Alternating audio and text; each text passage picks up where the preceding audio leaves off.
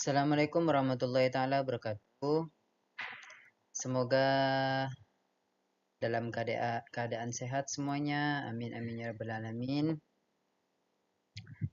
Baiklah, marilah kita awali dengan baca bismillahirrahmanirrahim. Semoga berkat bismillah pelajaran kita pelajaran lancar. Amin ya rabbal alamin. Baiklah, sekarang pelajaran Sejarah Kebudayaan Islam kelas 7 yang berjudul Kondisi Masyarakat Madinah Sebelum Islam. Pendahuluan, masyarakat Madinah sebelum kedatangan Islam dikenal dengan dua kelompok besar, yaitu satu suku Arab, dua Yahudi. Nah, Madinah sebelumnya dikenal dengan nama Yathrib. Kehidupan masyarakat Madinah didominasi oleh sistem sosial dan agama yang belum terorganisir dengan baik. Oleh karena itu, Rasulullah SAW berdakwah juga ke Madinah. Masyarakat Madinah, dua suku utama yaitu suku Aus dan Khazraj. Dua suku Arab berasal yang mendiami Madinah. Mereka sering terlibat dalam konflik dan peperangan antar suku. Suku Yahudi. Nah, tadi suku Aus dan Khazraj. Nah, sekarang suku Yahudi. Ada 3 suku Yahudi utama yang tinggal di Madinah. 1. Bani Qainuqa. 2. Bani Nadir. 3. Bani Quraizah. Nah, mereka menguasai banyak aspek ekonomi dan perdagangan. Jadi orang-orang Arab itu menguasai masalah perdagangan, masalah konflik-konflik. Memang dari zaman dahulu dengan datangnya Nabi Muhammad SAW menjadi solusi terbaik masalah yang ada, kuncinya dan penyelesaiannya dengan kedatangan Nabi Muhammad SAW. Sistem sosial Madinah. Kesenjangan sosial. Terdapat perbedaan status sosial yang cukup besar antara kaum kaya dan miskin. Perbudakan. Banyak budak yang diperlakukan dengan buruk dan tidak memiliki hak yang sama dengan orang merdeka.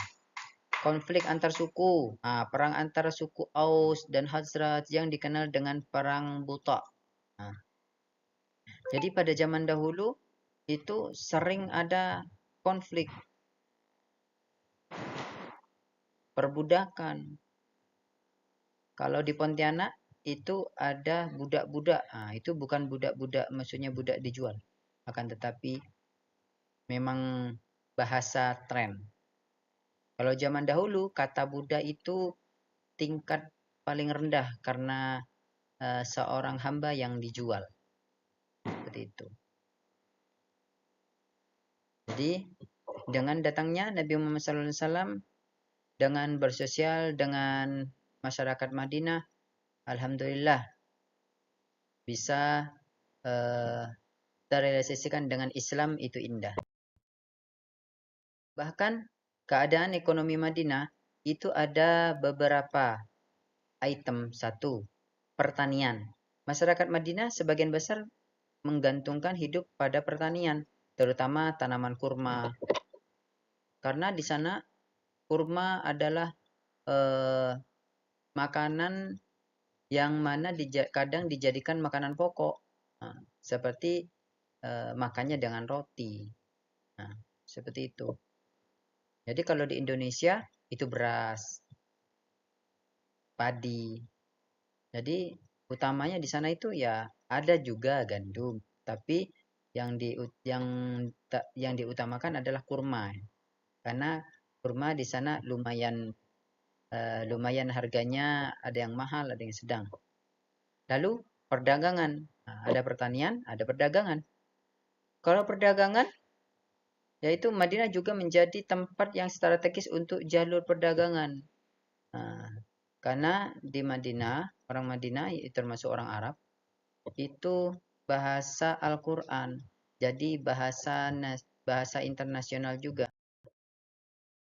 Bahkan di sana kepercayaan dan agama itu ada beberapa hal yang penting. Masyarakat Arab Madinah sebelum Islam, masyarakat Arab Madinah memeluk agama penyembah berhala sampai dulunya yang terjadi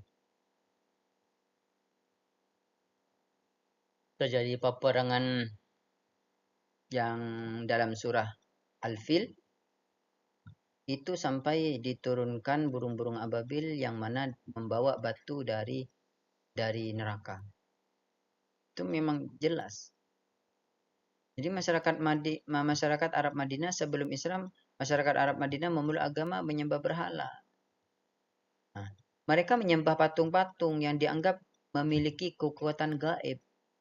Padahal iblis yang mengelabui semua.